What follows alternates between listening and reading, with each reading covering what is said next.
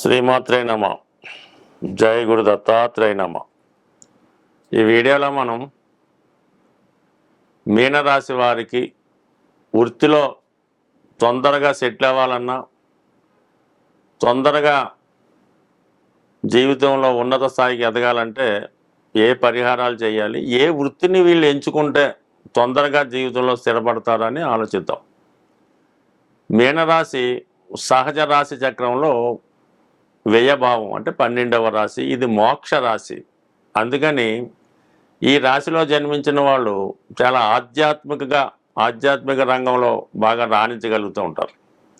అందుకని వీళ్ళు ఏదైనా రిమోట్గా ఉన్నటువంటివి ఆశ్రమాలు, అలాగే దేవస్థానాలు, టెంపుల్స్, ఆధ్యాత్మిక కేంద్రాలు, అలాగే హాస్పిటల్స్, అలాగే ఈ స్కూల్స్, రెసిడెన్షియల్ స్కూల్స్, ఆశ్రమ పాఠశాలలు, ఈ విధంగా వీళ్ళు రాణించగలుగుతుంటారు. ఒక గురువుగా, ఉపాధ్యాయుడిగా, ఒక ప్రవచనకారుడిగా 10 మందిని మంచి మార్గంలో పెట్టేవాళ్ళుగా ఈ రాశిలో ఎక్కువగా జన్మిస్తూ ఉంటారు.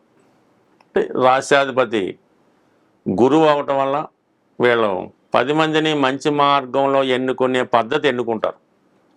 అలాగే శుక్రుడు ఇదే రాశిలో ఉచ్చులో పొందుతుంటాడు. అందుకని వీళ్ళ జీవితం ఎప్పుడూ సౌకర్యవంతంగా సాగుతూ ఉంటుంది అన్నమాట. దేనికి లోటైతే రాదు. ఈ విధంగా ఉంటే వీళ్ళకి వృత్తి నిర్ణయించడంలో దశమ భావం ఇంపార్టెంట్. దశమ స్థానం వీళ్ళకి ధనుసు రాశి, దానికి గురువు అధిపతి అవటం వల్ల వీళ్ళ వృత్తి, ప్రవృత్తి, ఆలోచన, అలవాట్లు అన్నీ ఒకటే ఉంటాయి. ఎప్పుడూ దైవ సంకల్పం, మంచి కార్యక్రమాలు, ఆధ్యాత్మిక చింతన వంటలో ఎక్కువగా ఉంటారు. అయితే గురువు సహజ భాగ్యస్థానం వీళ్ళకి దశమ స్థానం అవటం వల్ల ఎక్కువగా వీళ్ళు విద్యారంగంలో రాణించగలుగుతుంటారు. పుణ్యక్షేత్రాల్లో అంటే ఈ దేవాలయాలు, టెంపుల్స్, వాటిలో రాణిస్తారు. స్కూల్స్ రాణించగలుగుతారు. అయితే మరి ప్రధానంగా విదేశంలో ఉన్నత విద్య చేసి అక్కడ ప్రొఫెసర్లుగా కూడా రాణించడం జరుగుతూ ఉంటుంది. దాని తర్వాత ఈ గురువు ఏ కారకత్వాలు వహిస్తుంటాడంటే, గురువు సంతాన కారకుడు కాబట్టి చిల్డ్రన్ స్పెషలిస్ట్గా డాక్టర్లు, లేదంటే సైకాలజిస్టులుగా రాణిస్తారు. ధనకారకుడు అవ్వటం వల్ల ఎక్కువ బ్యాంకింగ్, ఫైనాన్స్ రంగంలో రాణిస్తారు. విద్యాకారకుడు అవ్వటం వల్ల లెక్చరర్గా, టీచర్గా రాణించగలుగుతుంటారు. బట్ ఏదైనా వీళ్ళు ధర్మాన్ని కాపాడటం, ధర్మాన్ని రక్షించడం కాబట్టి అడ్వకేట్స్, న్యాయవాదులు, జడ్జిలు ఈ విధంగా వివిధ రంగాల్లో రాణించడం కూడా జరుగుతూ ఉంటుంది. బట్ ఏదైనా మరి కొద్దిగా గురువు పాపగ్రహాలతో కలిసి ఉన్న గురుచండాల యోగం లాంటిది ఏర్పడిన వీళ్ళు ఎక్కువగా మన ధర్మానికి విరుద్ధంగా వేరే మతంలో చేరి అక్కడ ఫాస్టర్లుగా, లేదంటే ఇంకొక టీచర్లుగా మారే అవకాశం ఉంటుంది. బట్ ఏదైనా ఎక్కడున్నా వీళ్ళు నిజాయితీ, ఆ ధర్మాన్ని కాపాడడం, ఆ విధంగా రాణించగలుగుతుంటారు. ఎక్కువగా టీచింగు, బ్యాంకింగ్ రంగాల్లో ఎక్కువగా కనబడుతుంటారు. అయితే వీళ్ళకి శుక్రుడు అష్టమాధిపతి అవుతుంటాడు, తృతీయాధిపతి అవుతుంటాడు. ఈ గురువు శుక్రుడు యొక్క నక్షత్రాల్లో ఉన్న, శుక్రుడితో కనెక్షన్ ఉన్న, మంచి స్థాయిలో ఉండగా ఉద్యోగాన్ని పోగొట్టుకోవడం జరుగుతూ ఉంటుంది.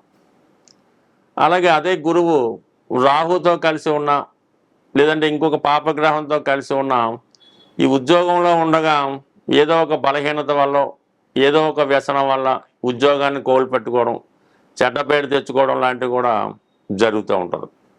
అయితే ఈ గురువు ఎంత పవిత్రంగా అంటే ఉచ్చులో కానీ, మిత్రక్షేత్రంలో కానీ ఎట్టి పరిస్థితుల్లో కూడా పాపగ్రహ సంబంధం లేకుండా ఉంటే కంపల్సరీగా ఈ మీనరాశి వారు చాలా నిజాయితీగా ఉండాలి. ఎటువంటి బలహీనతకి లొంగకూడదు. మన ఆచారాలు, మన ధర్మం ఏ విధంగా ఉందో ఆ విధంగా వెళ్తున్నప్పుడు మాత్రమే వీళ్ళ జీవితంలో బాగా రాణించగలుగుతుంటారు ఉద్యోగరీత్యా. ఏమాత్రం చిన్న వ్యసనానికి లోటైనా, ఏదో ఒక బలహీనతకి లోటైనా టోటల్గా వీళ్ళ లైఫ్ మీద తొందరగా ఎఫెక్ట్ ఇవ్వడం జరుగుతూ ఉంటుంది. ఇక ప్రధానంగా వృత్తికారకుడు శని ఎంత బలంగా ఉంటే అంత ఉన్న స్థితికి రావడం జరుగుతుంది. ఎంత బలహీనంగా ఉంటే అంత పతనం జరగడం జరుగుతూ ఉంటుంది. శని బలంగా ఉంటే వీళ్ళు వేలాది మందికి ఉపాధి కల్పిస్తూ ఉంటారు. శని బలహీనంగా ఉంటే ఉన్నత స్థాయిలో ఉన్నప్పుడు కూడా లేని స్థితిలోకి మారి భ్రష్టు పట్టడం జరుగుతూ ఉంటుంది. సో ఇది ప్రధానంగా మీనరాశి వారికి వారి జీవితంలో వృద్ధి చెందాలంటే గురువు బలంగా ఉండాలి. ఎట్టి పరిస్థితుల్లో కూడా పాపగ్రహ సంబంధం ఉండకూడదు. అలాగే శని భగవానుడు బలంగా ఉండడం మంచిది. అయితే మీనరాశిలో ఒక పాపగ్రహం ఉన్నా కూడా జాతకుడు ఏదో ఒక బలహీనతకి లోనవడం జరుగుతుంటుంది. అది కూడా జాగ్రత్తగా పరిశీలించుకొని ఏదైనా ఈ మీనరాశి వారు మిగతా వారితో పోల్చుకున్నప్పుడు చాలా స్ట్రిక్ట్గా డిసిప్లిన్గా ఉంటేనే రాణించగలుగుతుంటారు. లేని పక్షంలో కొద్దిగా చెడ్డ పేరు తెచ్చుకునే అవకాశం ఉంటుంది. స్వస్తి. ఎవరైనా సరే, ఏ జాతకుడైనా సరే వృత్తిపరంగా స్థిరపడాలి, ఎక్కువ ఆదాయం సంపాదించాలి అనుకున్నప్పుడు మరి ఈ జ్యోతిష శాస్త్రంలో రాశి చక్రం అన్నది ప్రధానం. ఇప్పుడు మనం దేనికోసం అయితే మాట్లాడుకున్నామో అది రాశి చక్రం. అందులో 12 భావాలు, దశమ భావం ఇంపార్టెంట్గా బలంగా ఉండాలి. దాని తర్వాత ఏంటంటే నవాంశ అని ఉంటుంది, అది అందరికీ తెలుసు. అది అదృష్టాన్ని తెలియజేస్తుంది అన్నమాట. వివాహ విషయాల్ని తెలియజేస్తుంది, అదృష్టాన్ని చెప్తూ ఉంటుంది.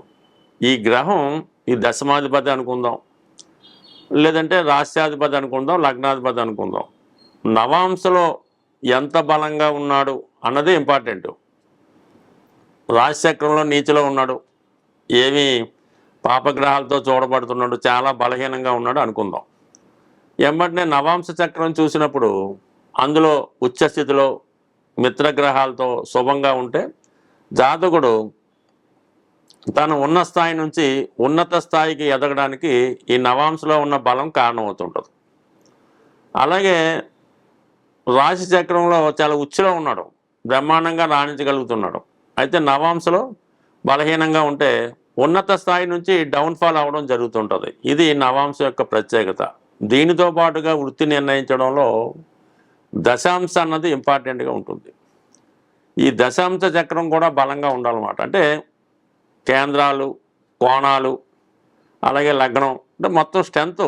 రాశి చక్రం చూడగానే దుస్థానాలు ఖాళీగా ఉండడం, కోణాల్లో గ్రహాలు, కేంద్రాల్లో గ్రహాలు, రాశిలో శుభగ్రహం, ఇవన్నీ ఉన్నప్పుడు దాంతోపాటుగా ఒరిజినల్ రాశిచక్ర రాశ్యాధిపతి, దశమాధిపతి కూడా ఎంత బలంగా ఉంటే అంత బలంగా జాతకుడు రాణించడం జరుగుతూ ఉంటుంది. మన వృత్తిలో రాణించాలంటే నవాంశ చక్రంలో ఉన్నటువంటి నవాంశ లగ్నాధిపతిని స్ట్రెంత్ చేసుకోవాలి.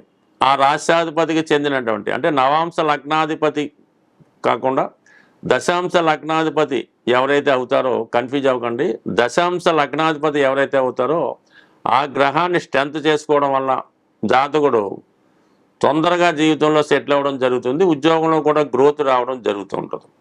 అది పట్టుకోవాలి జాగ్రత్తగా. అది అందరికీ ఒకటే ఉండదు, రకరకాలుగా ఉంటుంది.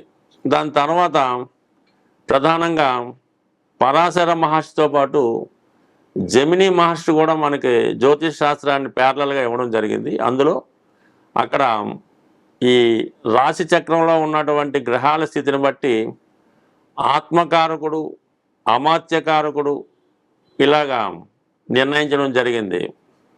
అవి ఆ కారకత్వాల్లో ఉద్యోగపరంగా మనకు కావాలంటే అమాత్యకారకుడు పట్టుకోవాల్సి ఉంటుంది. అంటే మీ యొక్క రాశి చక్రంలోనే వీళ్ళంతా ఉంటారు. ఆత్మకారకుడు, అమాత్యకారకుడు, భాతృకారకుడు, పుత్రకారకుడు, ఇవన్నీ ఉంటాయి అన్నమాట. సుమారు 7 కారకత్వాలు ఉంటాయి. అందులో అమాత్యకారకుడిని పట్టుకోవాల్సి ఉంటుంది. ఆ అమాత్యకారకుడు ఎవరైతే ఉన్నారో ఆ గ్రహానికి సంబంధించిన రోజు మనం ఉపవాసం ఉండి ఆ రోజు పవిత్రంగా ఉంటే మీ వృత్తి ఇంప్రూవ్మెంట్ అవుతుంది. ఇది గొప్ప పరిశోధన తర్వాత ఒక ప్రముఖ జ్యోతిష్యవేత్త చెప్పడం జరిగింది. మరి అదే మీకు అమాత్యకారకుడు శని భగవానుడు అయితే శనివారం నియమంగా ఉండాలి, శుక్రుడైతే శుక్రవారం, రవి అయితే ఆదివారం, ఇది అందరికీ తెలుసు, కుజుడైతే మంగళవారం. ఆ వారం పవిత్రంగా ఉండడం వల్ల ఎటువంటి విష పదార్థాలు కానీ, మత్తు పదార్థాలు కానీ, మద్య మాంసాలు కానీ, స్త్రీ సంగమం కానీ అన్నీ విసర్జించి ఆ రోజు పవిత్రంగా ఉంటే వృత్తిపరంగా మీరు జీవితంలో స్థిరపడడానికి అవకాశం ఉంటుంది. అయితే అందుకనే ప్రతి ఒక్కరు కూడా పూర్వకాలం నుంచి కూడా శనివారం నియమంగా ఉండాలని పెట్టారు. ఎందుకంటే సహజ వృత్తికారకుడు శని భగవానుడు, సహజ రాశి చక్రంలో దశమాధిపతి శని భగవానుడు కాబట్టి శనివారం అన్నది అందరూ కంపల్సరీగా నియమంగా ఉండాలనే నియమం పెట్టడం జరిగింది. అప్పుడు ఆ కాలంలో ఆ స్థాయిని బట్టి జాతకుని యొక్క అభివృద్ధి చెందడం జరిగింది. అలాగే ఎవరికైనా ఉద్యోగాన్ని ఇచ్చినా అంటే ప్రభుత్వ కారకుడు యజమాని కారకుడు రవి కాబట్టి ఆదివారం రోజు కూడా కంప్లీట్గా నియమంగా ఉండి ఆ రోజు కూడా ఈ మత్తు పదార్థాలకి మగువకి వారికి దూరంగా ఉంటే కంప్లీట్గా వాడి జీవితంలో చాలా ఉన్నత స్థాయికి వెళ్ళడం జరుగుతుంది. ఇప్పుడు ఈ కాన్సెప్ట్లో ఈ తరచూ ఈ ఉద్యోగాలు పోగొట్టుకోవడానికి ఆర్థిక నష్టాలకి కారణం ఏంటంటే సరిగ్గా హైదరాబాద్ లాంటి పెద్ద పెద్ద సిటీలో శనివారం నైట్ మొదలెడుతుంది అనమాట డ్రింకింగ్ కానీ వ్యసనం కానీ. ఆదివారం అంతా కంటిన్యూ చేసి సోమవారం మార్నింగ్ దాకా పూర్తిగా శని ఆదివారాలు భ్రష్టు పట్టడంతో వాళ్ళకి సడన్గా ఉద్యోగాలు పోవడం, ఇల్లీగల్ కాంట్రాక్ట్స్, ఎంత పెద్ద స్థాయిలో ఉన్న ఇబ్బందులు పడడానికి ప్రధానంగా ఈ శని ఆదివారాలు పవిత్రంగా ఉండకపోవడానికే ఈ ప్రధాన కారణంగా ఈ వృత్తి పోగొట్టుకోవడానికి కారణం అవుతుంది.